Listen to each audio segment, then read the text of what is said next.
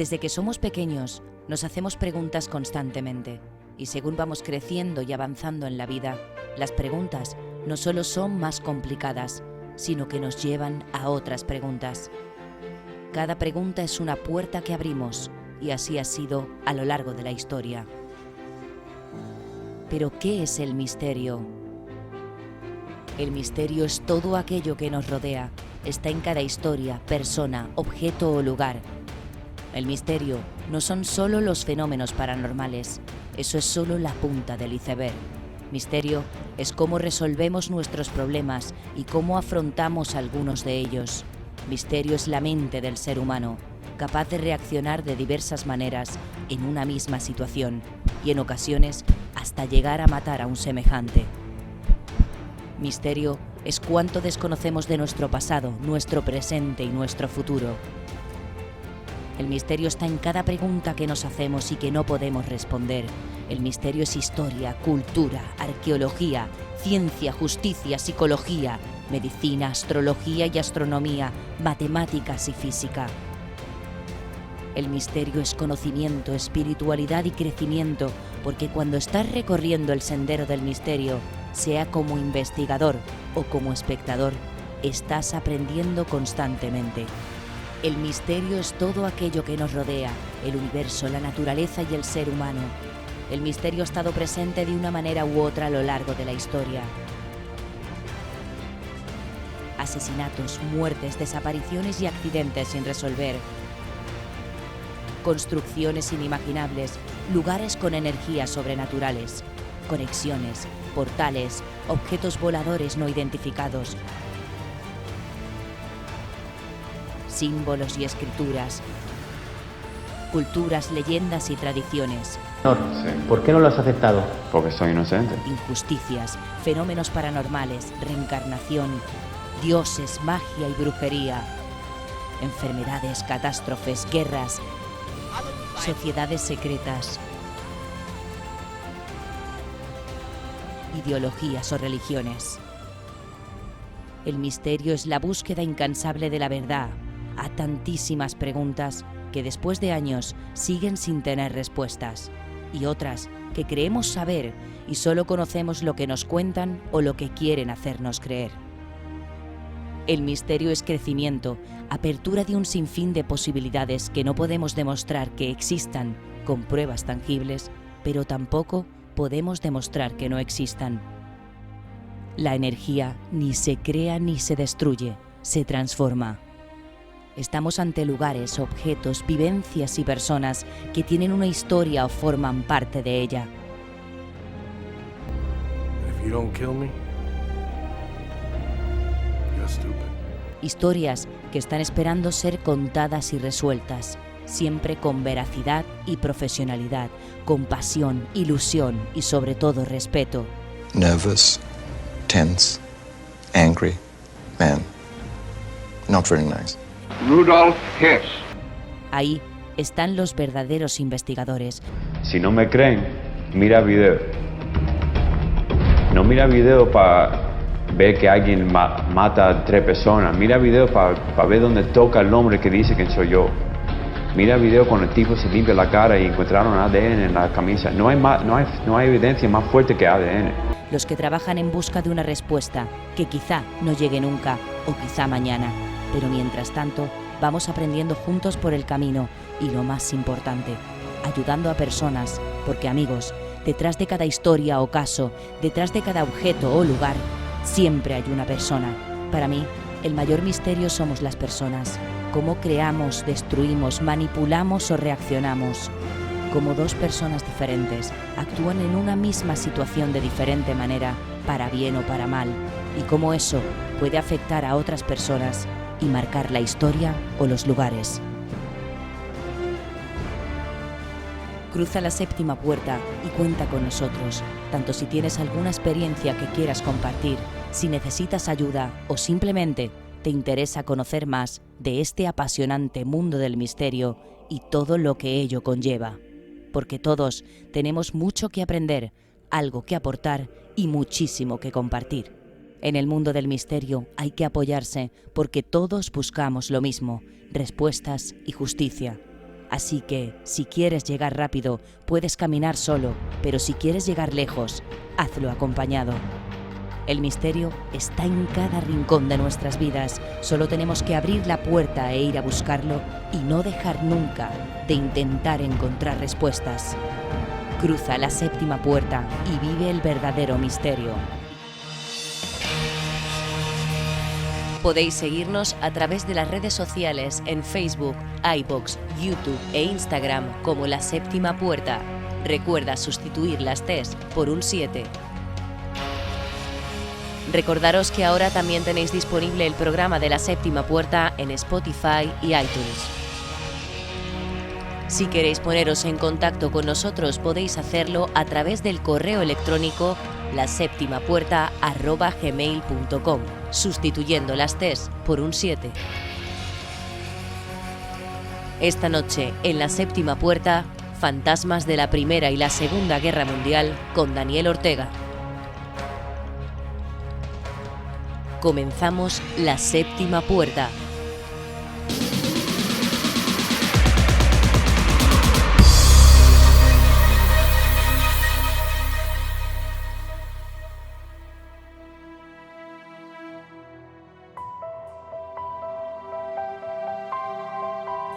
Muy buenas noches a todos y bienvenidos otra semana a La Séptima Puerta. Espero que estéis preparados para adentraros en el tema de hoy, porque estoy segurísima que esta noche vamos a aprender muchísimo con nuestro invitado. Vamos a dar la bienvenida a Daniel Ortega, investigador, escritor y divulgador histórico. Buenas noches, Daniel. Hola, ¿qué tal estás? Espero que muy bien y pues nada, encantado de estar con vosotros para charlar de historia y a veces de los misterios que nos encontramos investigando sucesos históricos en este caso. Sí, porque además vamos a hablar de algo que a muchísima gente que nos esté escuchando, los oyentes, le va a chocar, que son los fantasmas en la Primera Guerra Mundial y en la Segunda Guerra Mundial, Daniel. Sí, vas a ver que es un tema llama mucho la atención porque, bueno, cuando se habla de espectros, de fantasmas y demás, pues bueno, como que se asocia mucho a lugares, pues que vamos a decir clásicos, castillos, fortalezas, hospitales, pero es que en los campos de batalla te encuentras bastantes cosas que llaman mucho la atención, ya no solo cuando han pasado décadas o siglos después de los hechos, sino también de lo que dejaron por escrito los propios combatientes. Es algo bastante curioso. Así a modo de curiosidad, yo creo, bueno, tú entiendes mucho más de espectros, de fantasmas, del mundo misterio en general, pero yo estoy convencido que después de una batalla en algún lugar o de que ha tenido lugar una guerra en distintos frentes, aquellos lugares donde ha muerto tanta gente de una forma tan espantosa, ¿verdad? Pues fruto de bombardeos, de tiroteos, de cualquier tipo de ataque con gas, con cualquier burrada, ¿no?, que nos podamos imaginar. Yo estoy seguro que la energía negativa puede llegar a quedar plasmada en estos lugares y te digo porque yo considero que lo he podido experimentar en primera persona, porque más o menos, así estoy echando la vista atrás, llevo como unos 20 años más o menos visitando campos de batalla, lugares donde ha habido algún suceso relacionado con las dos guerras mundiales o con la Guerra Civil Española y la verdad es que en algunos sitios te vuelves a tu casa con un mal cuerpo terrible, o incluso realizando la investigación o la documentación de campo, a veces te sientes, vamos a decir así, como observado, o sea que es algo que bueno, que no soy el primero que lo siente, pero bueno, sí que me gustaría dejarlo claro desde un momento que bueno, yo no soy una persona, vamos a decir, 100% escéptica, sino que aunque vengo del mundo jurídico y estoy muy acostumbrado a documentar todo para dar argumentos, para defender, etcétera, pero en este caso está claro que en los campos de batalla ahí queda algo, queda impregnado una energía, vamos a llamarlo así, y está claro que de un modo u otro quien visita estos sitios sabiendo lo que ha ocurrido allí, pues tal vez pueda llegar condicionado en un primer momento, pero bueno, si te dejas un poquito llevar por las sensaciones, por lo que estás viendo, tomando tus notas y demás, yo estoy seguro que tanto gente que conoce como gente que desconoce lo que ha ocurrido en ese campo de batalla, en más de un caso la gente lo va a notar. Y bueno, ahí tengo yo, ya te digo, muchos años de experiencia que a veces he llevado a personas conmigo a hacer investigaciones de campo sin decirles nada, sin saber qué había sucedido allí. pues al cabo del día, al cabo de la jornada de trabajo me lo han dicho, ostras, yo aquí he notado esto o tal o cual, digo, pues mira, aquí pasó esto, bueno, y si ves las caras que se les quedan son un poema.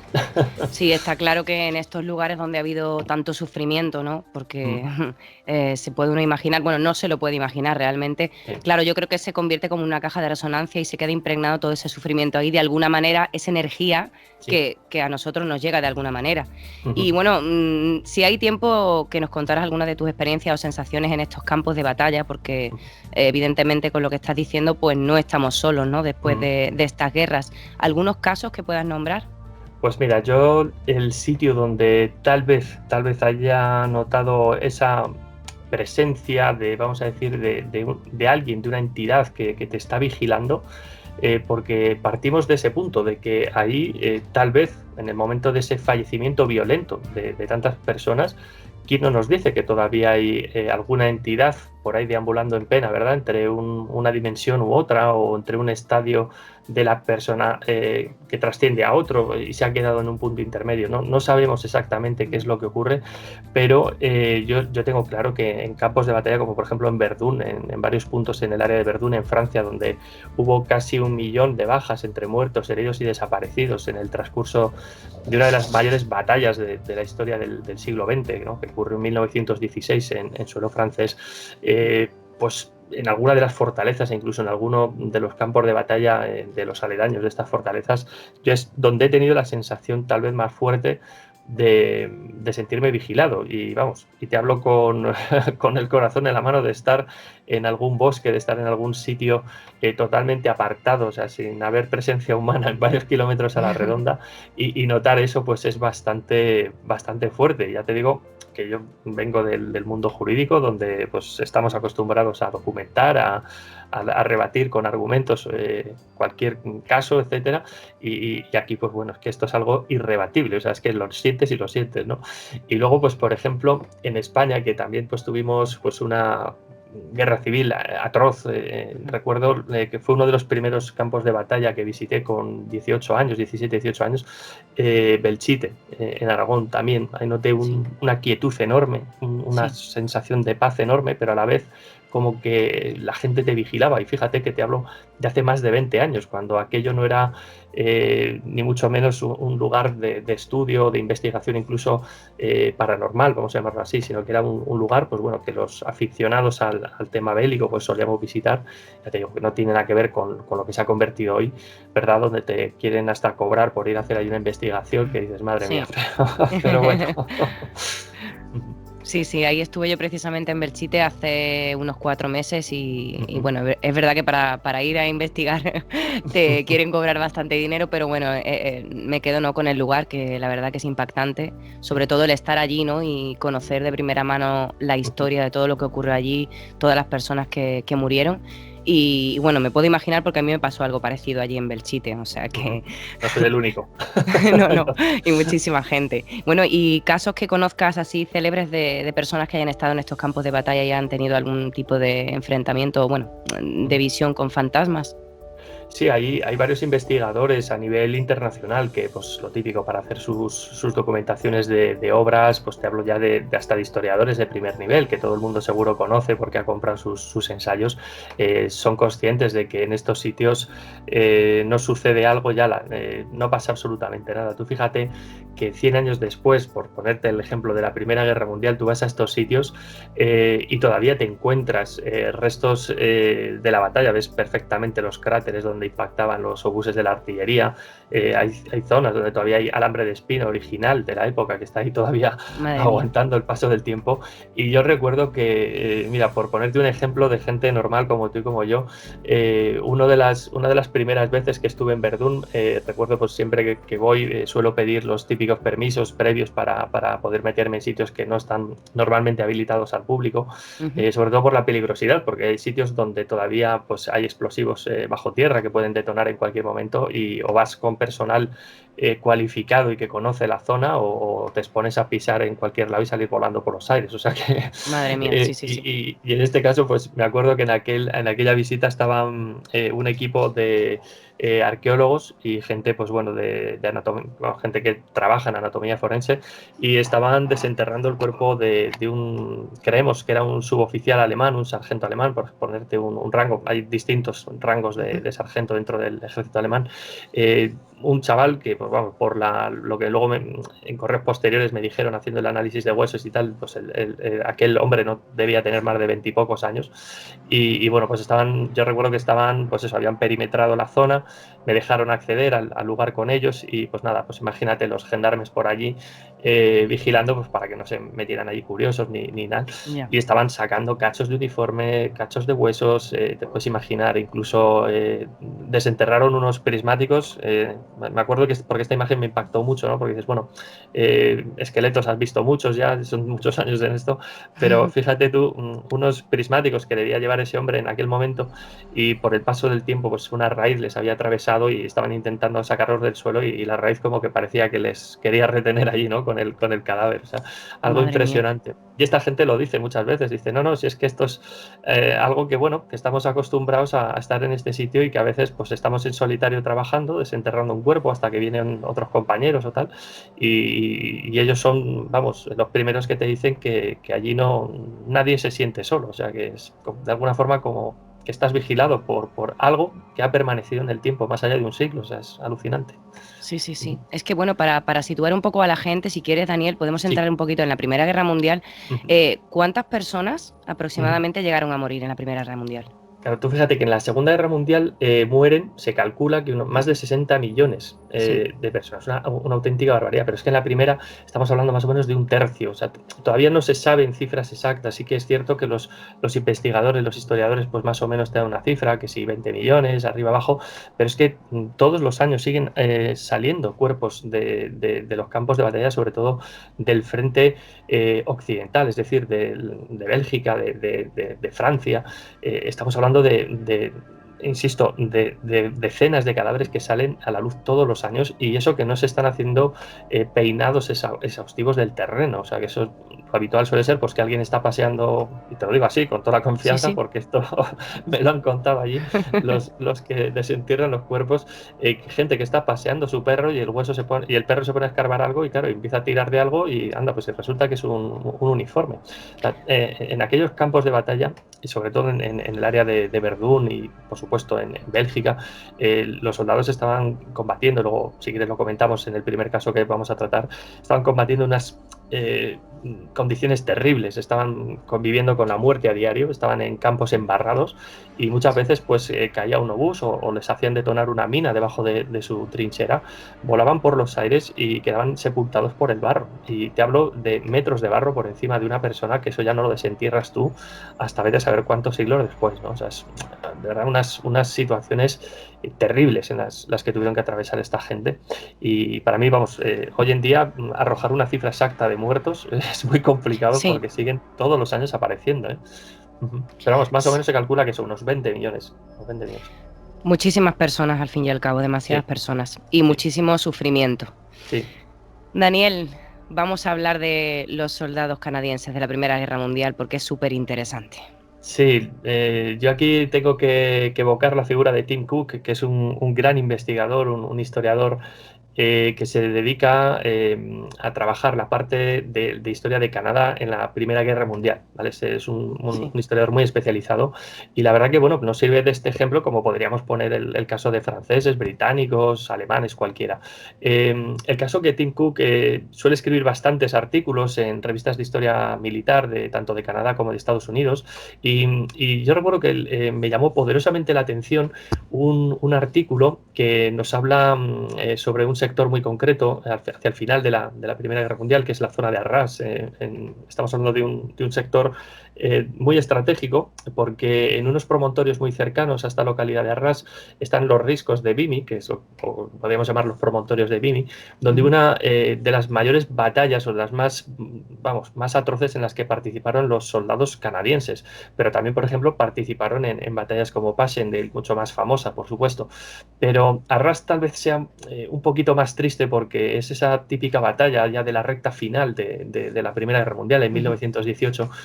Y da como, a ver, todas las muertes son una tragedia, ¿no? Pero decir, joder, en los últimos meses de la guerra que todavía se siguiesen produciendo aquellas carnicerías donde en una batalla podían morir decenas de miles de soldados por bando, pues la verdad que te encoge el alma, ¿no? Y algo que recoge muy bien Tim Cook en sus escritos es los testimonios de los soldados, cómo escribían a sus casas.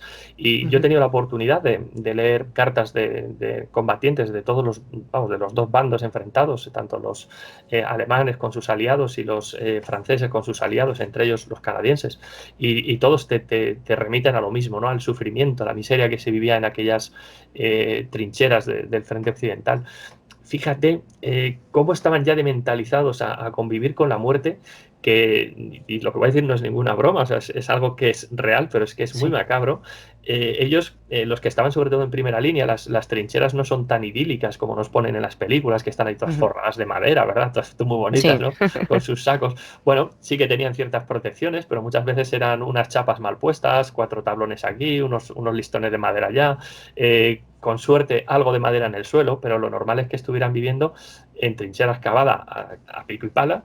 Muchas veces dormían en pequeños nichos que se hacían en las paredes, se metían allí, y te puedes imaginar, pues cuando tocaba bombardeo de turno, pues claro, las posiciones quedaban machacadas, pero había que volverlas a reconstruir.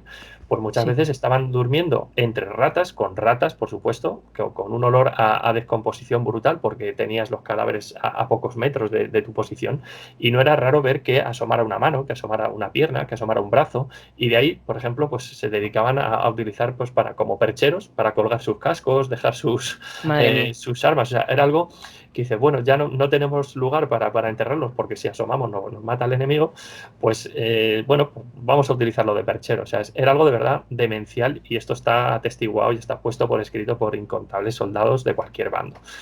Hay un testimonio de un soldado canadiense que, fíjate cómo tiene que ser el sufrimiento, porque yo sé que a veces los soldados, cuando he entrevistado a muchos soldados de la actualidad y te cuentan que cuando ellos han estado en una situación de extremo peligro o de un sufrimiento extremo, a veces la mente te juega muchas malas pasadas, ¿de acuerdo? Hay que saber discernir entre lo que es vamos a llamarlo, locura transitoria, de lo que es la realidad. Estos soldados, tú imagínate que estás en mitad del campo de batalla, unas lluvias de artillería brutales, que ya te digo que eran capaces de arrasar kilómetros de trincheras de un extremo a otro, y no quedaba vivo más que 4 gatos y el apuntador. O sea, no quedaba prácticamente nadie con vida. Esta gente empezaba a sufrir lo que hoy conocemos como el estrés postraumático, pero también sufrían de falta de alimentos y también de bebida. Por lo tanto, no es raro que alguno delirase por el frío, por el hambre o por la sed, ¿vale? O sea, tenemos que tener estos factores en cuenta, ¿vale? Bueno, hay un soldado canadiense que dejó por escrito que él estaba en una trinchera con el resto de sus compañeros bajo un intenso bombardeo, es decir, de estos que saben que seguramente no va a salir de allí con vida, cuando él de repente nota un impulso en su interior que le obliga a salir de esa trinchera rectando hacia un lateral, ¿vale? Y en cierto punto él asoma hacia un lado y ve que en un árbol resplandece como una figura, como que él percibe algo, una presencia que le es familiar. Sigue rectando hacia allí y esa presencia le extiende la mano, como invitándole a venir, ¿no? Como, ven para mí. Él se acerca y él, en ese caso, reconoce la figura de su madre, conoce el rostro de su madre. Dice, es mi madre. Él sigue avanzando hacia allí. Pero lo que le llama poderosamente la atención es que cuando él llega y se queda pegado junto a ese árbol, bueno, lo que quedaba de aquel árbol, mejor dicho, es que la cara de su madre no tiene esa expresión de calidez habitual, ¿no?, que tiene una madre cuando mira a un hijo, sino que es una expresión fría, totalmente plana, inexpresiva. Y bueno, le llama un poco así la atención y se queda contemplándolo cuando de repente oye una explosión brutal que le hace girar el cuello hacia el lugar justamente donde el que acababa de salir instantes atrás, y se da cuenta de que justo el parapeto donde él estaba con no sé cuántos compañeros ha volado por los aires, no queda absolutamente nada. Lo único que queda es un socavón enorme en el suelo. Entonces este hombre, claro, se queda totalmente alucinado, vuelve la mirada hacia su madre y ya no hay nadie en ese árbol. Entonces retorna hacia el lugar de donde venía para ponerse a cubierto del bombardeo y deja por escrito, fíjate lo curioso, después de vivir esta experiencia, en las sucesivas cartas a su madre le dice: ¿volverás a aparecerte para salvarme la vida?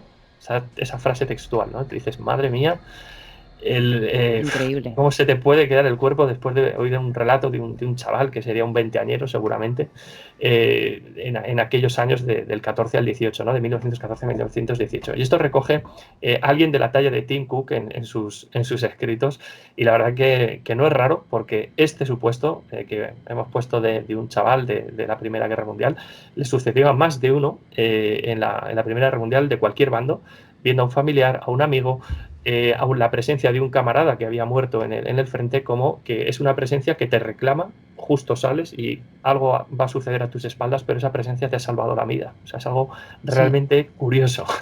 Sí, totalmente. O sea, estamos hablando de que estas visiones o espectros realmente les han salvado la vida. Exacto. Y como estás comentando, que hay reportes, ¿no? Que existen estas cartas que son reales, escritas por estos soldados. Y yo la verdad que estoy, bueno, supongo que todo el mundo que nos esté escuchando estará igual que yo, porque es increíble que siempre estamos buscando el tema de los fantasmas en muchísimos otros lugares y, bueno, sin ir más lejos, como has dicho, hace poco más de 100 años aquí en la Primera Guerra Mundial. Aparte, yo me llamó mucho la atención cuando estuve leyendo un poquito sobre el tema, el fantasma de Wilfred Owen, porque sí, a ver si nos puedes contar un poquito, Daniel. Sí, Wilfred Owen, bueno, es un muchacho que nace en Inglaterra ya por finales del siglo XIX, ¿vale? 1893.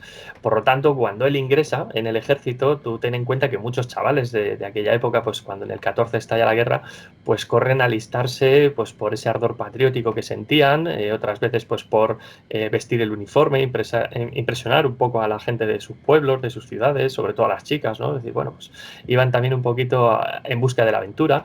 Y Wilfred Owen es un sujeto bastante curioso, porque él era poeta, era escritor, y él, pues bueno, en un primer lugar, pues digamos que se alista en el ejército en 1915, es decir, que tenía 20 y pocos años, pues como la mayoría de los chavales que se alistaban en aquella época, y bueno, él decide pues alistarse en muy poco tiempo. La verdad que va logrando ascensos en el campo de batalla, empieza a tener galones, vamos a decirlo así, hasta que llega al grado de lo que hoy en el equivalente del ejército español sería un subteniente, y en este caso, pues bueno, él ya tenía pues varios soldados a su mando. Fíjate que desde el principio de la guerra, él, pues claro, tú no asciendes así porque sí, sino que te lo tienes que currar, como decimos hoy en día, ¿no? Tienes que hacer méritos para subir, ¿no? En el escalafón castrense. Bueno, este hombre, bueno, desde el principio las empieza a pasar bastante mal, porque él, pues te puedes imaginar, en el campo de batalla, pues lo típico, en acciones que tienen que atravesar el campo de batalla, tienen que atacar, pues bueno, le pasa de todo, y hay un par de sucesos que le dejan bastante marcado.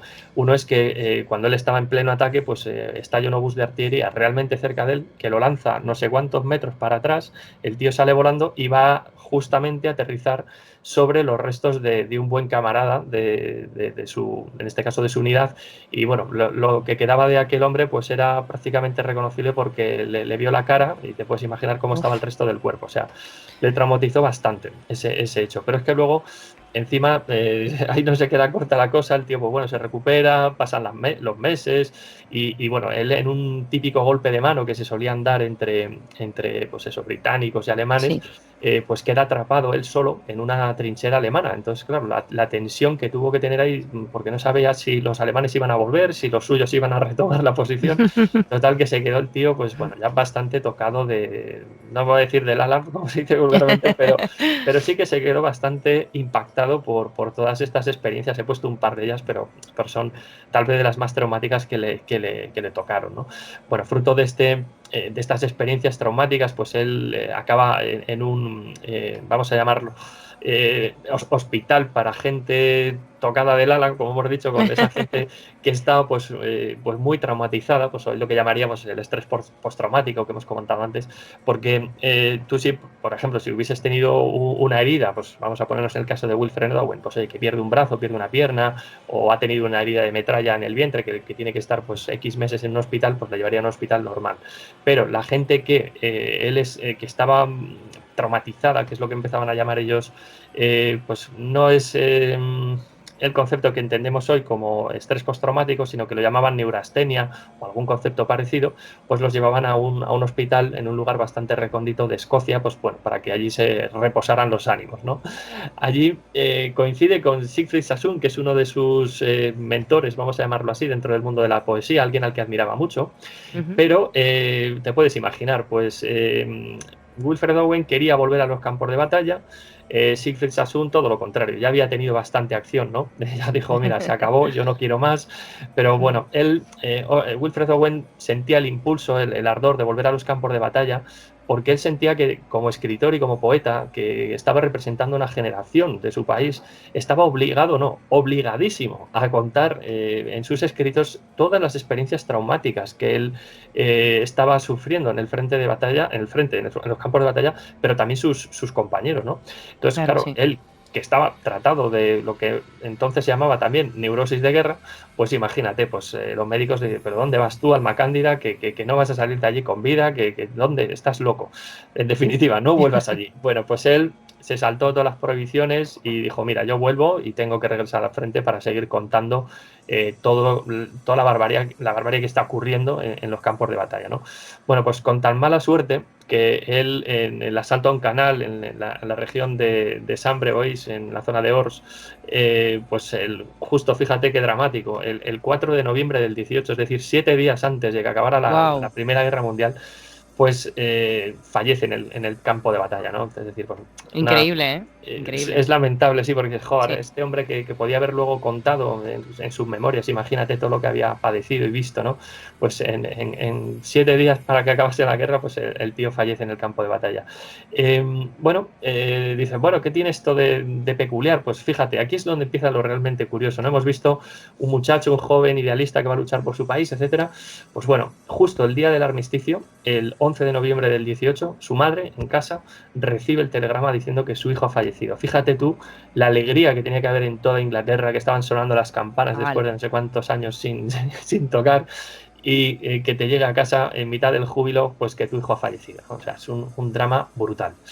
Bueno, pues ya la madre pues está machacada, pero bueno, lo curioso es que el golpe que se lleva es enorme, pero espérate la que le ocurre al hermano, porque Wilfred Owen tenía un hermano que él estaba enrolado en la Marina, en la Royal Navy, y él estaba en un barco, en el Astraea, que él estaba pues en la otra punta del mundo, él estaba en las costas africanas, o sea, el uno en Europa acababa de morir y el otro, justo pues cuando su hermano fallece, pues él estaba en las aguas de África, pues eso, patrullando con su barco. Bueno, él después de una jornada, pues los turnos a veces eran muy largos, ¿no? Entonces estaban rendidos y volvían a su camarote hechos un cromo y lo único que querían era tomarse algo caliente o cenar algo y a la cama, ¿no? Bueno, pues él abre el camarote donde él se aloja y ve que está sentado junto pues, al lugar donde él duerme habitualmente, está su hermano Wilfred, está allí sentado. Wow. Y dice, madre mía, y estaba vestido, pues, claro, de uniforme, es como él recuerda, ¿no? El hermano de Wilfred dice, pero si este hombre está aquí, ha venido a verme. Bueno, él se queda. Claro, se queda de una pieza, pero ¿cómo? ¿Dónde ha subido este tío al barco? ¿Cómo ha subido? Si es imposible, si este está en Europa. Bueno, él, fruto del cansancio, cada vez se nota más cansado, intenta hablar con él, pero su hermano no le responde. Es decir, que está interactuando con un espectro en toda regla. Su hermano, por mucho que le hable, el otro lo único que le devuelve es una mirada totalmente fría, inexpresiva. Y claro, Harold, que es el hermano de Wilfred, intenta comunicarse de todas formas, pero no hay forma humana de interactuar con su hermano, con Wilfred, que lo único que hace es estar ahí sentado mirándole, ¿no? Joder. Bueno, pues poquito después, Harold, pues te puedes imaginar, después de un turno larguísimo, cae rendido totalmente en la cama y bueno, ya no se despierta hasta el día siguiente. Y desaparece su hermano. Claro, te puedes imaginar el hombre buscándole por todo el barco, ¿dónde está mi hermano Wilfred? Tal. Imposible, no da con él. Pero las comunicaciones en aquella época pues tardaban, te puedes imaginar, bastante. Sí. Pues fíjate que él, todo desesperado, buscando a su hermano, pues días después le llega también pues una comunicación diciendo que Wilfred, que su hermano, el poeta, pues ha fallecido en los campos de batalla. Imagínate cómo se te queda el cuerpo diciendo, pero si yo le he visto, si he estado con él en mi camarote. O sea, es impresionante. Otro caso también que lees sobre él, hay mucho más, podemos estar dando mucho más datos sobre el caso, pero te quedas de verdad fascinado diciendo, este tío, en este caso Harold, ha interactuado con el espectro de su hermano y bueno, se ha quedado totalmente, planchado cuando recibe la comunicación de que ha fallecido. Sí, totalmente, totalmente. O sea, Wilfred Owen quería seguir y bueno, Sí. fue a despedirse de su hermano de alguna manera. Bueno, yo lo puedo Exacto, interpretar así, supongo. exacto. Yo ahí sé que tú entiendes mucho más que yo de estos temas, pero está claro que Wilfred de algún modo intentó despedirse de su hermano, estoy seguro. Sí, bueno, yo creo que tampoco hace falta ser entendido, sino ¿no? el creer Sí, la posibilidad de que si de alguna manera nos quedamos aquí o al sí, fallecer, bueno, hay muchos reportes y muchos testimonios de personas que han vivido estas situaciones. O sea, que ahora sí. estamos hablando de la Primera Guerra Mundial, pero que Ujú. ocurre hoy en día Sí, a personas como nosotros, ¿no? sí, A mí me cuentan algunos también que son impactantes y son tal sí. cual, ¿no? Vienen a Mm, despedirse y tú no sabes que esa persona ha fallecido y después cuando te das cuenta, como has claro. dicho antes, Daniel, te Ujú. quedas tocado del ala. Sí, sí, sí, sí. Y cuando me has dicho lo de tocado del ala, Sí. alas, Ujú. aparte de fantasmas, también podríamos hablar de estos ángeles que protegieron al Ujú. ejército británico, los ángeles de Mons, ¿no? Sí, sí. Mira, hablando de alas también, pues vamos a hablar de unos seres supuestamente que se aparecen en el cielo en un momento de tensión máxima. Yo esto, cuando hablo de este ejemplo de los ángeles de Mons, quiero que aquí el oyente se ponga que está en 1914, ¿vale? En los comienzos de la Primera Guerra Mundial, y que desde el principio de cualquier guerra la propaganda juega mucho, ¿vale? Con la mentalidad tanto de los suyos como del enemigo, ¿vale? Este Ujú. es el perfecto ejemplo de suceso anómalo que ocurre en el campo de batalla y que termina trascendiendo a nivel mundial, impulsado también por la propia propaganda, ¿vale? O sea, vamos a ver hasta qué punto fue real y hasta qué punto fue todo inventado o gran parte inventado, mejor dicho. Vale. Bueno, en este caso nos encontramos en Mons, en Bélgica. Es una zona muy cerquita entre, vamos a llamarlo así, entre la frontera entre Francia y Bélgica, y que está al norte de una población que se llama Agincourt. Aquí Ujú. vamos a quedarnos con este nombre, está a unos 150 kilómetros de una localidad que se llama Agincourt, ¿vale? Es Agincourt. primer dato que dejo ahí. Bueno, en este caso nos vamos a transportar a ese mes de agosto caluroso de 1914 y en una noche en concreto, en la del 22 al 23 de agosto, hay que tener en cuenta que en ese momento, en la Primera Guerra Mundial, los alemanes estaban siguiendo un plan, el plan Schlieffen, que consistía en invadir Francia, pero no hacerlo de forma directa entre la frontera entre Francia y Alemania, sino dar la vuelta por el norte de Bélgica, por el norte, ¿vale? Es decir, envolviendo Sí. para caer sobre París y luego pues hacer un gran embolsamiento ya en un ataque frontal y derrotar a los franceses, pues ellos pensaban que en cuestión de semanas o como mucho pocos meses, ¿no? Bueno, en este caso ya vimos que al final pues acabó siendo todo un desastre, un estancamiento, una línea de trincheras desde el Mar del Norte hasta Suiza de más de 750 kilómetros, bueno, una burrada. Buah. Por lo tanto, el plan Schlieffen pues no se llevó a término, pero sí que es cierto que en los primeros compases en algunos puntos funcionó. Bueno, pues justo en ese gran empujón que estaban haciendo las fuerzas alemanas contra, en este caso, franceses, británicos, pues te puedes imaginar, las defensas no estaban por parte de los franceses demasiado bien preparadas en algunos puntos y la caballería alemana pasó, vamos, literalmente por encima de ellos en muchos lugares. Pues es en este lugar, en el área de Mons, donde una unidad de británicos estaba huyendo literalmente a la carrera delante de unos jinetes alemanes que te puedes imaginar, ¿no? Pues les iban Mm. a masacrar literalmente. Sí. En este caso, pues en mitad de la noche, pues los británicos estaban totalmente desorientados, sabían que tenían que ir corriendo hacia el oeste para volver hacia sus líneas lo más rápido posible, hacia la retaguardia, y los alemanes, pues a por ellos, a intentar ganar el máximo terreno posible en el mínimo tiempo. Bueno, en este caso comienzan escaramuzas por aquí, por allá, tiroteos, tal, pero justo cuando una sección de caballería está a punto de pasar literalmente por encima de un puñado de soldados británicos, de repente los caballos se detienen en seco, pero literalmente se detienen en seco y empiezan a encabritar, se empiezan a relinchar, se Ujú. empiezan a volver literalmente locos, algunos jinetes caen al suelo y de repente nadie sabe ni cómo ni por qué. Aparecen, dicen algunos testigos que aparece una luz muy resplandeciente en el cielo Y lo que consigue esa luz es que los jinetes alemanes, junto con sus caballos, salgan de allí totalmente despavoridos. O sea, presa del pánico, salen corriendo hacia el este, hacia sus posiciones de origen, ¿vale? Sí. Y total que esa luz de alguna forma les desconcierta de tal forma o de tal modo que el pánico que sienten los alemanes es irracional, los animales por supuesto todavía más, y salen de allí corriendo. Y los británicos se salvan de puro milagro de caer literalmente machacados bajo los propios caballos de los alemanes. O sea, no se sabe por qué, pero salieron corriendo de ahí los alemanes. Algo totalmente raro, rarísimo. Bueno, empieza aquí lo que es la realidad y lo que es la ficción, ¿vale? Está claro Vale. que los alemanes detienen su carga y se retiran. Hecho incontestable porque eso ocurrió. Vale. Ahora, ¿qué es lo que espanta a estos caballos y a sus jinetes? Bueno, pues aquí empieza el mito, el rumor, este dijo, el otro dijo que vio, etcétera, etcétera. Total, eso llega hasta Inglaterra, ¿vale? Dices, bueno, Sí.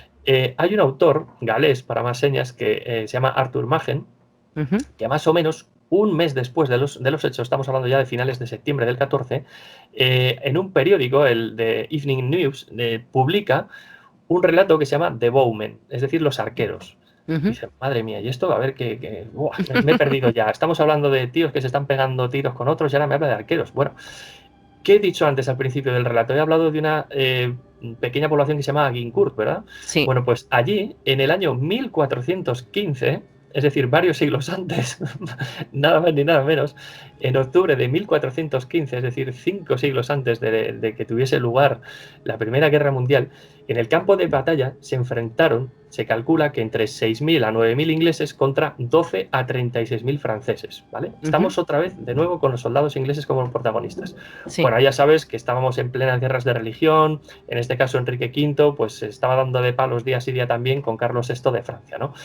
¿Qué ocurrió en esta batalla? Que los ingleses pues cruzan el canal, estaban, digamos, avanzando por esta zona, y los franceses, pues viéndoselas muy felices, pues bueno, pues intentan rodear a los ingleses y masacrarlos, ¿no?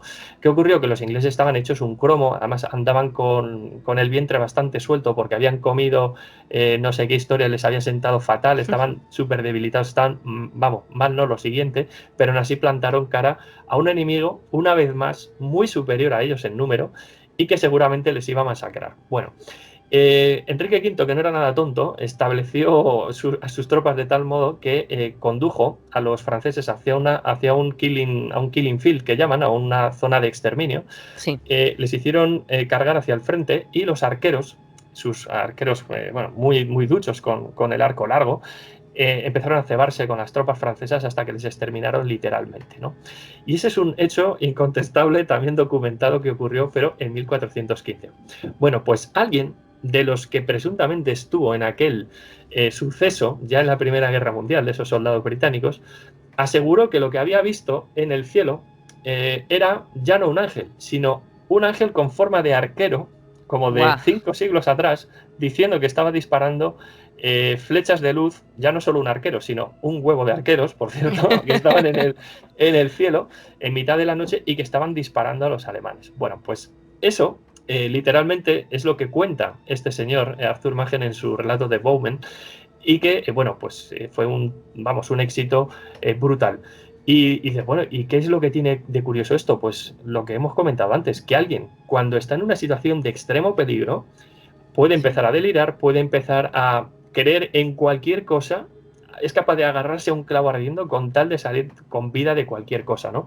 Y esto es lo que ocurre entre esos soldados británicos, que estaban tan desesperados, sabían que iban a morir de una forma inminente, que alguien vio algo en el cielo. No sabemos si una luz resplandeciente o algún efecto óptico o algo, lo cierto es que alguien vio algo en el cielo, y que, fíjate tú, cómo luego la literatura, la propaganda, el rumor, llega a decir que se aparecieron los arqueros de Enrique V, que 5 siglos antes machacaron a los franceses, y en este caso se habían aparecido allí sus hermanos de armas de 500 años atrás para repeler a un enemigo que les iba a masacrar de una forma inminente. O sea, es algo para que veas cómo también en ese momento la sociedad británica necesitaba creer en algo, decir, bueno, hemos mandado a nuestros chavales a la guerra, a nuestros muchachos a la guerra, y nuestra causa es la justa. Fíjate qué justa que es que se aparecen hasta Los Ángeles para exterminar a los alemanes, ¿no? O sea, bueno, es un poquito, un caso un poco especial que ya se aleja un poquito de los dos anteriores, que me ha gustado traer al programa porque lo que sí que puede ser cierto en un primer momento, fíjate cómo luego el halo de misterio, de rumorología que va creciendo, ¿no? A lo largo de un hecho concreto, pues es un mito que se va autoalimentando y que, fíjate, pues trasciende hasta la prensa a un relato y bueno, que casi que se convierte aquel periódico en un bestseller, ¿no? Que diríamos hoy, gracias al relato de estos arqueros. Sí, sí, es verdad que en muchos casos podemos considerarlos posibles, ¿no? Reales, y otros pues nos debemos a este sufrimiento, al estrés postraumático, a la histeria colectiva y bueno, este tipo de sucesos que lo que tú dices, luego se convierten en leyendas y pasan generación tras generación hasta el punto de bueno, realmente qué ocurrió allí, ¿no? Sí, eso es. Daniel, sé que tenemos poquito tiempo y quiero que hablemos también de la Segunda Guerra Mundial porque también hay muchísimos datos interesantes. ¿Alguna cosita más que quieras, no sé, que te venga así a la mente de la Primera Guerra Mundial que quieras remarcar? Pues de la Primera Guerra Mundial tenemos, bueno, hay muchos casos más. Yo creo que he traído tal vez algunos más conocidos, otros menos, pero sí que tenemos, pues por ejemplo, desde fantasmas de pilotos que se estrellan, tripulaciones fantasma de algún submarino maldito alemán, o sea, hay un montón de casos. Pero yo aquí lo que, así a modo de cierre y de broche ya de la Primera Guerra Mundial, decir que tal vez lo que reflejaron muchos soldados en sus escritos, tal vez pudo estar condicionado por un movimiento, que vamos a llamarlo así, ¿no? Que es el espiritismo, la comunicación con entidades que se estaban realizando en la sociedad civil mucho antes de la Primera Guerra Mundial. Estamos hablando de finales del siglo XIX, ¿no? Cuando ya estaban en funcionamiento por ahí, ¿no? Esos medium, esa gente que aseguraba que era capaz de comunicarse con los muertos, con otras dimensiones, ¿no?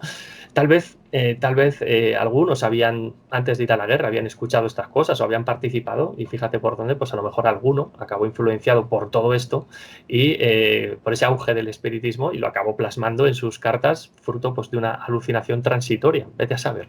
Sí, bueno, y la esperanza también, ¿no? Que muchas veces esa esperanza de salir con vida, muchas veces pues te hace pasar por estas situaciones. La verdad que ha sido increíble, Daniel, y bueno, todavía queda porque ahora vamos a entrar en la Segunda Guerra Mundial. Correcto. Y empezamos con los aviones fantasmas sobre Inglaterra, por ejemplo. Muy bien, muy bien. La verdad que este es un caso de estos que lees y que por mucho más que te documentas es imposible llegar a una conclusión cierta, exacta de lo que ocurre. Si yo hablo del Triángulo de las Bermudas, todos me dirán, ahora, joder, claro que lo conozco, vaya, qué alucinante lo que ocurre allí o qué misterioso tal. Bueno, pues en Inglaterra, vamos a transportarnos en este caso a Europa, hay una especie de Triángulo de las Bermudas, vamos a llamarlo así, pero en Inglaterra, ¿vale? Es algo, una zona muy concreta que lo llaman ellos Dark Peak, entre Manchester y Sheffield, es decir, la zona centro-norte ya de Inglaterra, donde en cuestión de pues, un siglo que tiene de vida la aviación, más o menos, vamos a ponerlo así, se han estrellado decenas de aparatos en aquella zona. O sea, es un imán para los accidentes aéreos. Es decir, cualquiera que tenga que coger un vuelo y vaya a pasar por esa zona, que se lo piense, porque es un coladero de aviones. La verdad que es algo impresionante. Bueno, ahí cualquiera puede acceder a registros de accidentes en cualquier parte del mundo, pero es que lo de allí de verdad es ya para hacerlo mirar, ¿no? Bueno, en este caso, ¿por qué lo traigo aquí? Pues porque hay muchos testigos que han asegurado que en este lugar idílico para unos, porque es una zona boscosa bastante bonita, otros lo califican de lugar de pesadilla sobre el suelo británico, pero lo que sí que es cierto es que aquí ha habido un montón de catástrofes aéreas. Tú imagínate que estamos en plena Segunda Guerra Mundial, los alemanes ya tienen dominada toda Europa, se están ya pegando de palos en el frente ruso, ¿no? Que es donde, a partir del 41, de esa primavera del 41, donde empieza lo que yo considero humildemente ya la guerra de verdad, porque la guerra en Europa, pues los alemanes se la despachan en meses, o sea, no dura nada, y ya tendríamos que esperar hasta el año 1944 a que se produzca el desembarco en Normandía, o hasta el año 43 para que las tropas aliadas empiecen a invadir Europa por el sur de Italia, ¿no? O sea, estamos hablando de que, bueno, vamos a contar con un periodo de actividad muy concreto. Fíjate que durante ese comienzo de la Segunda Guerra Mundial, en el año 39, los americanos, como aliados que son de los británicos, pues están mandando tropas, están mandando suministros, pero también aviones para para bombardear territorio enemigo, aviones de transporte que luego utilizarán a partir del día D, ¿no? Bueno, pues no es raro que cuando una unidad de bombarderos sale a realizar su misión y va a volar sobre territorio enemigo, pues no es raro que alguno pues caiga abatido por la artillería antiaérea de los enemigos, y algunos, pues bueno, vuelvan indemnes, pero en muchos casos pues también volvían pues con falta de combustible, es decir, que llegaban ya muy justitos para llegar a su aeródromo de origen, pero también había algunos que llegaban con el avión, te puedes imaginar, volando de puro milagro, con una ala reventada, la cola no sé cuál, el fuselaje Sí. vamos, como una espumadera. Entonces, no era raro que muchos, cuando volvían a estas bases de esta zona norte de Inglaterra, pues se estrellasen. Y fíjate que muchos terminan estrellándose justamente aquí, en Dark Peak. Bueno, eso es un poco el hecho real, ¿de acuerdo? Es decir, pues bombarderos que van y vuelven, aviones de transporte que van y vuelven, cazas de combate, lo normal. Vale, si tú, por ejemplo, te digo ahora, oye, vamos a grabar una psicofonía, como ha ocurrido, por ejemplo, en Belchite, sí que se escuchan, ¿verdad? Los sonidos de motores, se escuchan así lejos, ¿no? Que incluso se cogió, se quedó grabado, ¿no? Una psicofonía del motor de un avión. Bueno, o si tú, por ejemplo, salimos ahora fuera del estudio y vemos el cielo, pues seguramente vemos pasar un avión y escuchas los motores, salvo que esté muy lejos, muy lejos, muy lejos. Si tú ves un avión cerquita, lo lógico es que escuches los motores, ¿no? Bueno, esto es el hecho real y constatable.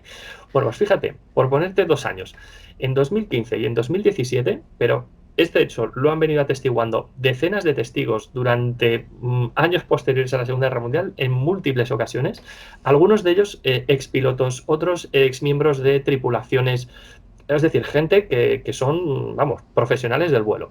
Pues en 2015 y 2017, por ponerte un par de ejemplos, aseguran, algunos de ellos expiloto, insisto, que ven cómo aviones de la Segunda Guerra Mundial se les echan literalmente encima. Y te están hablando de aviones cuatrimotores como por ejemplo los Liberator de los Estados Unidos, u otros más pequeños como los Lancaster de los británicos, o aviones de transporte Dakotas, que eran bimotores.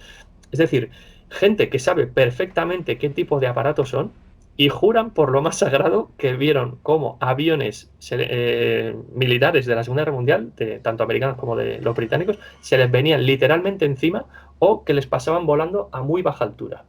Y dices, madre mía, ¿y esto cómo es? Y dices, coño, vale, ¿oirían algo? No. Y eso es lo realmente interesante. Es que no escucharon nada, no escucharon el sonido de los motores. Era visual, ¿no? Exacto, solo era una aparición visual. Claro, si tú eres un piloto, vamos a llamar comercial o militar, lo normal es que te gusten los aviones y a ser posible, pues también te gustará la historia militar, ¿no? De tu país o de la Segunda Guerra Mundial o lo que sea, y eres entendido de cómo eran los aparatos de aquella época. Pues efectivamente alguno de estos reconoció, ostras, ese es un Liberator, es un Dakota, es un no sé cuál. Bueno, pues ellos atestiguan eso. Bueno, a partir de ahí, claro, empieza la especulación. Joder, ¿esto cómo puede ser? Yo si estoy allí, te juro que bueno, aparte de flipar, lo primero que haría es empezar a llamar a los aeródromos cercanos para preguntar lo que hicieron estos testigos. Oye, ¿ha habido alguna exhibición aérea de aparatos históricos? Porque es algo habitual que hay en Inglaterra. Yo alguna vez cuando he ido, hay exhibiciones de carros de combate, de aviones, puedes ver de todo, ¿no? Bueno, pues empiezan a preguntar, no había ningún vuelo programado para hoy. Joder, esto es imposible. Oye, ¿y ayer? Porque a ver si yo qué sé, chico. No, y mañana, no, tampoco. Ostras, pues esto cómo es posible. Bueno, van profundizando más. Oye, enséñame por favor los registros de aterrizaje y despegue de todos los aeródromos que hay por aquí. Porque a veces en estos aeródromos hay piezas históricas, en este caso pues aviones de la Segunda Guerra Mundial, y por lo que sea pues les transportan de uno a otro pues para hacerles una reparación, un mantenimiento, una exhibición o lo que sea, y les mueven de un lado a otro, ¿no? Y lo hacen en vuelo además. Pues nada, empiezan a mirar registros, nada, absolutamente nada. Dices, madre mía, ¿y esto cómo es? Entonces, yo lo único que puedes achacar a esto es lo que hemos visto antes para las personas, que puede quedar un espectro. ¿Por qué no puede quedar el espectro de una tripulación, en este caso materializada fantasma. En un avión? Exacto, un avión fantasma que justo está pasando un vuelo rasante, una de dos, porque va a aterrizar cerca, o dos, porque se va a estrellar, está a punto de estrellar. Lo que sí que es cierto que yo los testigos, cuando he estado leyendo sus escritos, no te dicen si estaba envuelto en llamas, si presentaban desperfectos. Lo que ellos sí que perciben perfectamente es la silueta del aparato que estaban viendo, pero no te dicen el estado en el que venía. De joder. Pero bueno, han visto un aparato de hace 80 años. Dices, madre mía. Sí. Yo la verdad que te estaba escuchando y estoy con los pelos de punta, sin exagerar, ¿no? Porque el imaginarse, yo no sé si tú has estado allí, en Sí, este triángulo, sí, en Tarpí. sí, en Inglaterra he estado en varias ocasiones. En el sitio este en concreto no, sí que quiero ir, pero vamos, que en las exhibiciones aéreas que hay y demás, tú ves perfectamente los aviones como despegan, cómo ruedan por la pista y el estruendo de los motores, yo te juro que eso es una barbaridad. O Sí, sea que, no es, sobre todo de hace 80 años, que claro, hoy en día hacen menos ruido, pero claro, antes hacían muchísimo ruido, o sea que es eso imposible es eso, eso realmente es. que los vieran. Y esta tripulación fantasma, como tú dices, una Mm, impregnación, puede ser una impregnación ujú, de estos aviones que quedaron ahí. eso es. Impresionante, Sí, impresionante lo de los aviones fantasma, Daniel, la verdad que sí. sí, Bueno, es que hay muchas cosas. Yo no sé sí, si tienes tiempo para hablarnos sí, de... sí, Sí, un pues trocito sacamos, venga. venga, venga, venga. El cañón antiaéreo japonés, porque yo eso sí que no he leído y estoy súper intrigada. Muy bien, bueno, esto es impresionante porque es el típico caso que esto se ha repetido. Vamos a hablar ahora en concreto de soldados de infantería. Como antes hemos comentado, pues hemos hablado mucho de aviones, pero tú fíjate que en muchos sitios, como por ejemplo aeródromos, lugares pues destinados al acuartelamiento de tropas, lugares de almacenamiento de suministros, puertos, lugares importantes siempre estaban protegidos con cañones antiaéreos, ¿vale? Mayor o menor número, Ujú. de mayor o menor calibre, pero siempre estaban protegidos por cañones antiaéreos. Este es el típico caso que se ha podido reportar ahora vamos a hablar de un lugar muy concreto, pero que en otros países y en otras épocas se ha evidenciado casos de soldados que después de la muerte siguen apareciéndose a múltiples testigos vestidos de época, justo como cuando habían muerto, como que quieren seguir cumpliendo las órdenes que les han dado, como que algo les ha truncado en vida digamos, el cumplimiento de esa orden que les habían dado y no han podido cumplirla porque les ha Guau. sobrevenido la muerte. Y como que años después, décadas después, siguen presentándose ante los ojos de innumerables testigos, como vamos a ver ahora el caso este, porque quieren o están atrapados en un bucle Sí, espacio-temporal o llámalo X, y quieren seguir obedeciendo esa llamada del deber, ¿no? A mí se me ponen los pelos de punta, ¿no? Según sí, estoy yo estoy hablando de igual, este ¿eh? tema. Increíble. Bueno, pues en este caso nos vamos a ir a la otra punta del mundo. Estamos en el año 1944, en la primavera del 44. En este caso, para buscar un contexto histórico que todo el mundo va a reconocer, en esa primavera del 44 se está produciendo el desembarco de Normandía en las costas francesas y a su vez en el frente del este, en Rusia, está aconteciendo la mayor operación bélica que ha conocido la Segunda Guerra Mundial, que es la Operación Bagration, es decir, todo el ejército rojo va avanzando, va arrastrando literalmente a las tropas alemanas hacia sus fronteras. Eso es la barbaridad que está ocurriendo en Europa, pero es que ahora nos vamos ni más ni menos a Oceanía, nos vamos a Nueva Guinea, donde los norteamericanos, con el general Douglas MacArthur, está conquistando isla por isla todo lo que habían conquistado previamente los japoneses, ¿no? Cuando estaban ellos en su máximo apogeo, pues imagínate, conquistaron terrenos en China, Filipinas, parte de Oceanía. Pues bueno, ahora Douglas MacArthur estaba volviendo sobre los pasos de los japoneses y le estaba echando a patadas de todos los lados, literalmente, ¿no? Pero claro, el precio a pagar era muy caro. Estamos pensando, hay que pensar que aunque el frente ruso es el más sanguinario de toda la Segunda Guerra Mundial, en estos confines, ¿no? de Oceanía, pues los norteamericanos pagaron un precio muy alto por cada palmo de terreno conquistado y los japoneses, por su parte, que no se rendían bajo ningún concepto, no les importaba morir hasta el último hombre sin haber disparado antes el último cartucho, ¿no? O sea, estamos hablando Ujú. de una batalla también allí en el Pacífico terrible, ¿no? En este caso nos vamos a Papúa Nueva Guinea, que hoy lo llaman Jayapura, es un nombre así un poco raro, y entonces a su vez, vamos a meternos en un puerto concreto que es el de Hollandia, donde los japoneses, pues bueno, tenían ahí sus bases logísticas para cargar, descargar tropas, material, etcétera. Bueno, pues eso dijeron los americanos, coño, si los japoneses lo utilizan, pues nosotros también, que nos hace falta, ¿no? Para seguir progresando hacia Japón. Bueno, pues la lucha es encarnizada en estos lares y te puedes imaginar, en mitad de los bombardeos, cañoneos desde los barcos, pues los japoneses literalmente se tienen que ir retirando poco a poco hacia posiciones defensivas donde ponérselo más difícil a los norteamericanos, y justo en uno de esos cañones que permanece al lado del propio puerto, en este caso, como hemos comentado, Hollandia, los japoneses que están allí caen muertos, literalmente, pues bajo una lluvia de plomo y metralla, pues te puedes imaginar, brutal, ¿no? El caso es que Sí. los americanos no dejan allí títere con cabeza.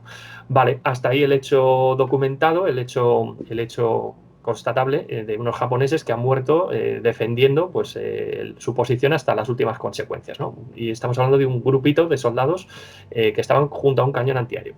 ¿Qué ocurre? Que bueno, acaba la guerra, los norteamericanos toman posesión del lugar, pero bueno, la vida continúa, termina la Segunda Guerra Mundial y a partir de los años 50 la población que vive por aquella zona, porque lógicamente oye, la vida tiene que seguir floreciendo, tiene que continuar, sí. Y pues bueno, la gente sigue dándose sus paseos por el campo, cerca del puerto, un lugar muy idílico y tal, ¿no? Si nos fijamos hoy en día cómo está, pues es un lugar bastante idílico y la gente pues oye, se da sus paseos por la mañana, por la tarde, por la noche.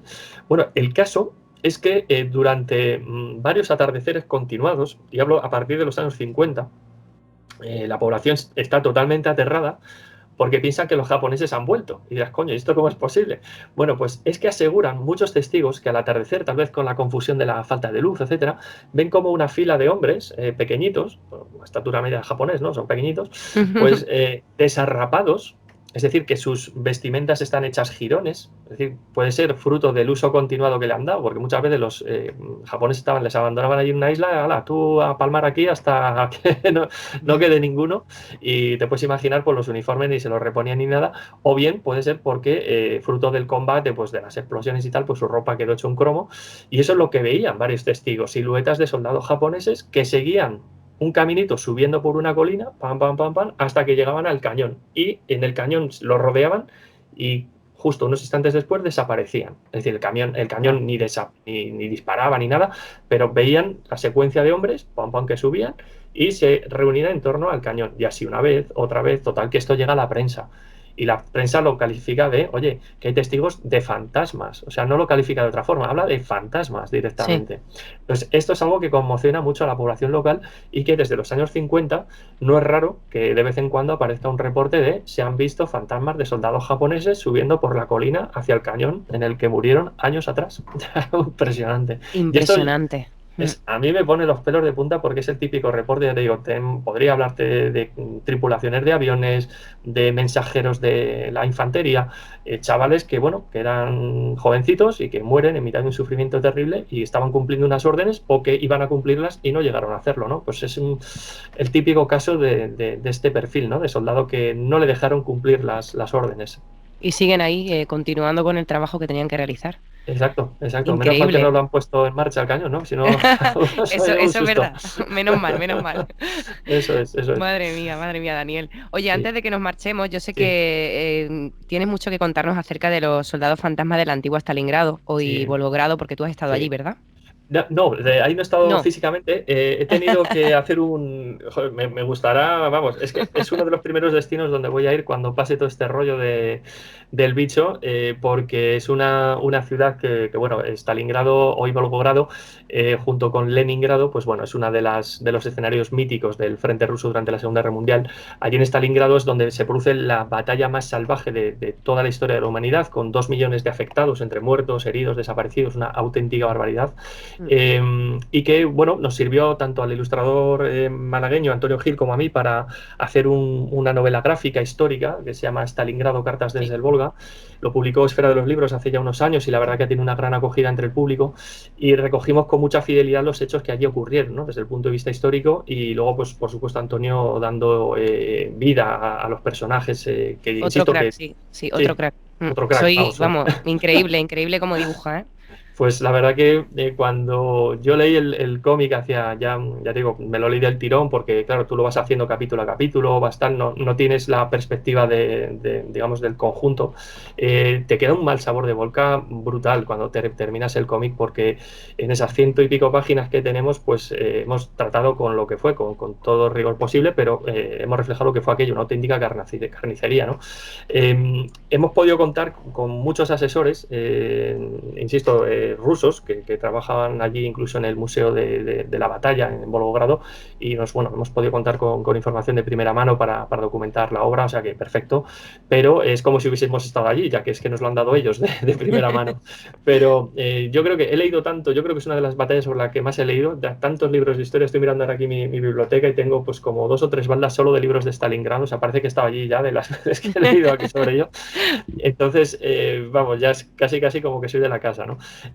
A ver, en este caso voy a ser muy breve porque, a ver, de la batalla de Stalingrado me encanta poder estar aquí horas hablando de ello, pero es una batalla tan salvaje que prácticamente el 90% de la ciudad queda destruido, queda en ruinas, ¿vale? O sea, prácticamente es así. No es raro que todos los años aparezcan, como hemos visto antes en el caso de Verdún, no es raro que aquí cuando estén excavando o han derrumbado un edificio, van a hacer yo qué sé, pues imagínate una tontería como levantar el suelo para poner unas cañerías debajo de una acera, aparecen soldados muertos, aparece material de guerra, tanques, cañones enterrados debajo de, pues claro, de toneladas de tierra, o sea, es una auténtica barbaridad, o sea, es una auténtica barbaridad. Hay sótanos de casas que, claro, pues han quedado de aquella manera, pues que son auténticas cápsulas del tiempo y pues alguna vez han tenido que vaciarlo todo pues para hacer un edificio nuevo y se han encontrado pues un pelotón de soldados alemanes, de rusos, civiles, o sea, una barbaridad, ¿no? Y yo recuerdo que hablando con esta gente y luego pues con más testigos que han dejado por escrito lo que han visto, tú imagínate que estás viviendo en el típico bloque de viviendas, ¿no? de Volgogrado, que se ha reacondicionado después de la guerra y que, bueno, pues sigue, la vida sigue, como decíamos antes, la vida sigue viviendo. Y yo no lo digo por boca de un testigo, sino de varios testigos que en esos enormes pasillos de esos enormes edificios, pues ya sabes que hay una puerta cada X metros, son apartamentos muy pequeñitos, ¿no? Y bueno, dicen que en más de una ocasión han visto soldados soviéticos, un pelotón de soldados soviéticos con una ametralladora corriendo de un lado a otro del edificio, como igual que si lo hubieran estado haciendo en el año 42 y 43. O sea, exactamente igual. Es decir, mira, estaba cerrando la puerta de mi casa y de repente he sentido un frío enorme y he visto pasar a 5 o 6 tíos con una ametralladora, con fusiles, de un lado a otro del pasillo. Tú imagínate la cara que se te queda cuando escuchas esto. Bueno, ya si lo veo, yo ya no sé lo que hago allí, pero impresionante tiene que ser.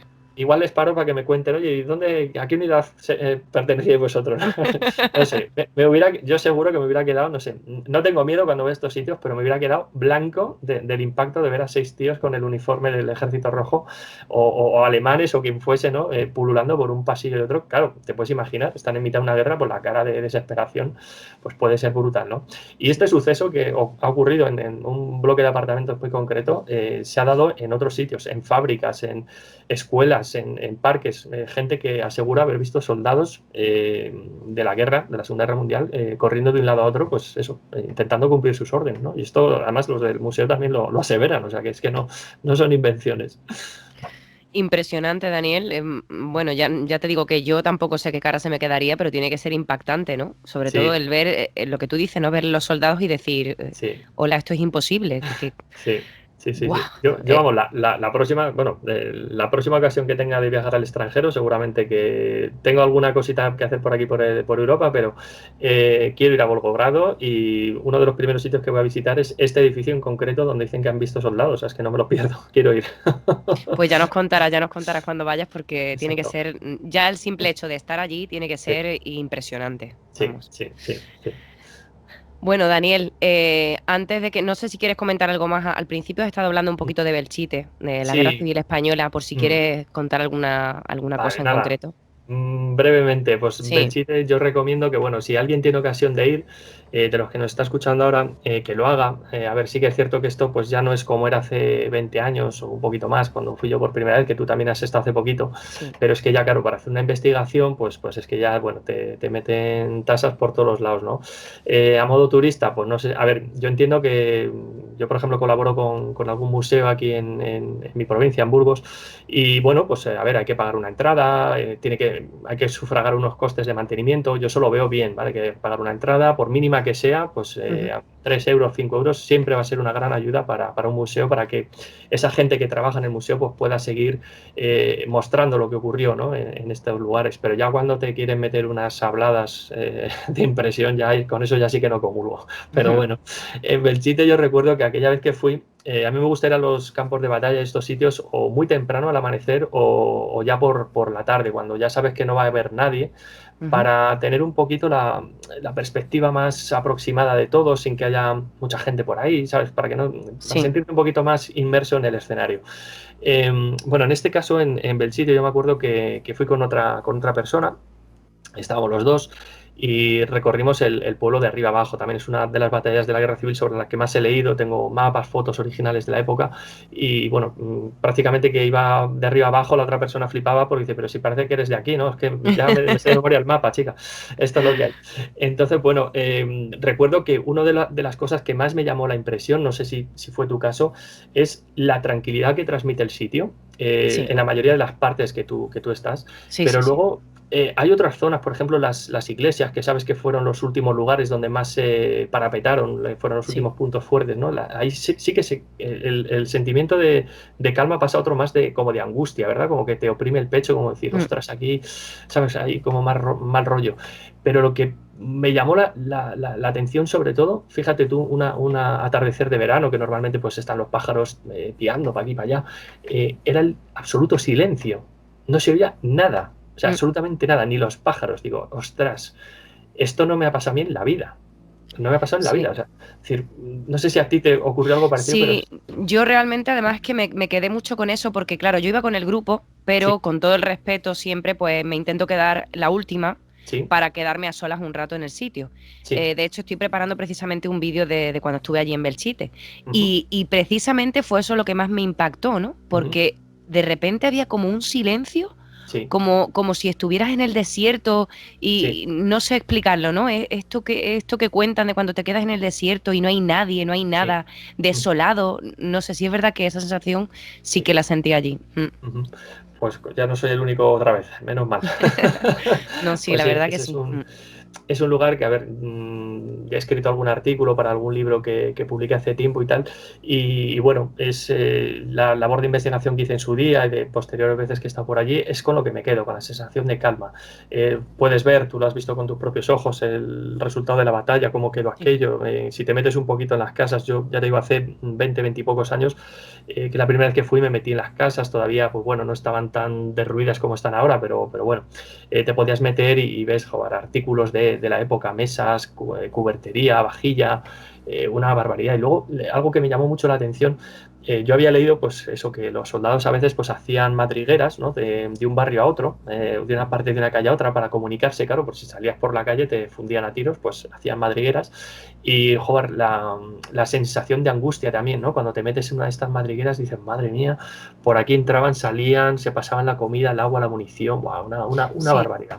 Sí, además que lo que estás diciendo es importante en los tiempos que corren porque la gente, bueno, yo no me voy a incluir en este caso, pero hay que valorar muchísimo lo que tenemos hoy en día porque somos muy afortunados porque es que estas vivencias yo creo que es que no nos la podemos imaginar por mucho que leamos, por mucho que nos cuenten, ¿no? Todo lo que nos estás contando tú esta noche, yo creo que no se puede uno imaginar lo que se vive en ese momento, ¿no? Exacto, sí, además si tienes, yo recuerdo que en aquella época pues pude entrevistar a algún lugareño que pues bueno, ya sabes que hay un pueblo nuevo al lado, el pueblo nuevo del Site, pero bueno, siempre te encontrabas al típico mayor que estaba por allí dándose una vuelta, ¿no? Pues ya es que vivía en esta calle, en esta casa, tal, y claro, y te cuentan que no, es que aquí cuando, claro, estaban los nacionales, vinieron los republicanos en el asalto a Zaragoza, tanto esto, claro, en un verano, en el del 37, caluroso hasta decir basta, dicen, no, es que nos quedamos aquí encerrados en mitad del tiroteo, y claro, pues hubo gente pues que sacó la escopeta, se puso a pegar tiros, el otro no sé cuál, bueno, o sea, una burrada, ¿no? Lo que te cuentan, ya te digo, los lugareños también te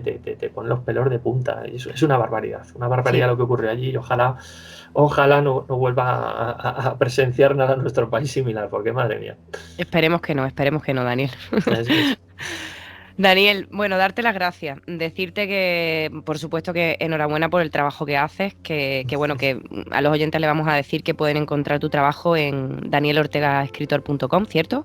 Sí, danielortegaescritor.com, pues bueno, aparte de una página web al uso, bueno, también es un punto de encuentro con los lectores porque también remito a mis redes sociales y bueno, siempre me gusta charlar con ellos, hay gente que te manda mensajes privados, correos y siempre pues te dicen, oye, pues me he comprado este libro tuyo, me ha gustado, o cuál me recomiendas para que me lea la próxima vez, pero también hay gente que dice, oye, que mira, me he leído tus libros de Berlín, por ejemplo, o de tal, y que quiero ir allí. Pues acabo mandándoles una chuleta con visitas obligadas, ¿no?, de la ciudad. Oye, pues mira, para seguir un poco los pasos de los personajes, tal. Bueno, siempre me gusta hablar de historia con la gente, ya lo sabes, pero con los lectores es como un poquito más especial, o con los visitantes del blog, porque son gente que disfruta tanto más que yo de este tema, ¿no? Por suerte, pues bueno, el trabajo de vez en cuando me permite dedicarme más a mi faceta de escritor, hacer algún viaje por Europa, por España, para documentar las obras, y la verdad que es una gozada compartirlo con los lectores y con los usuarios de la página, y sobre todo de las redes sociales, porque además a veces hacemos encuestas, hacemos de todo, ¿no? Y bueno, la gente en danielortegaescritor.com pues va a encontrar los libros, como decíamos antes, ese punto de encuentro, pues también, por ejemplo, colaboraciones en programas de radio, entrevistas, y por supuesto pues el blog Curiosidades Bélicas, donde pues bueno, hasta hace un par de añitos he estado subiendo artículos semanales o quincenales, pues episodios curiosos de las dos guerras mundiales. Y nada, pues ahora ya que he terminado mi reciente libro, pues sobre la primera escuadrilla azul, pues intentaré retomarlo, porque ya te digo, quedo allí en barbecho, obligado, pues ya sabes que las editoriales cuando marcan plazos hay que hacerlas caso, y dije, ponemos en barbecho las curiosidades bélicas y ya lo retomaremos más adelante, no hay problema. Pues sí, y además que toda la gente que le guste seguro que van a estar encantados con tu trabajo, porque es espectacular. Muchas gracias. Y no, es la verdad, la verdad sea dicha. Y de verdad que muchísimas gracias por haber estado aquí en el programa, y a ver si hay suerte y podemos contar contigo próximamente. Venga, perfecto. Pues cuando tú quieras, charlamos de historia, cosas misteriosas relacionadas con las guerras, lo que haga falta. Así que nada, vale. Muchas gracias a ti por tu trabajo, por supuesto, por el magnífico programa, y dar muchas gracias a los oyentes por hacerlo posible. Si no, el programa no saldría adelante, eso es por seguro. Vale, pues muchísimas gracias, Daniel, y buenas noches. Muchas gracias, hasta pronto. Por supuesto, muchísimas gracias a todas las personas que están ahí detrás cada semana. Sin vosotros esto no sería posible. Agradecer también a todas las radios online, radios asociadas y plataformas online por hacer que este programa llegue a tantísimas personas. Espero que hayáis disfrutado de este programa y os espero aquí la semana que viene en La Séptima Puerta. Muy buenas noches y feliz semana. Si queréis poneros en contacto con Daniel Ortega, podéis hacerlo a través de la página web danielortegaescritor.com. Podéis seguirnos en las redes sociales a través de iVoox, Instagram, Facebook y YouTube como La Séptima Puerta, sustituyendo las T's por un 7. Recordaros que ahora también tenéis disponible el programa de La Séptima Puerta en Spotify y iTunes. Si queréis poneros en contacto con nosotros, podéis hacerlo a través del correo electrónico laseptimapuerta@gmail.com. Recordad sustituir las T's por un 7. La Séptima Puerta, misterio, historia e investigación.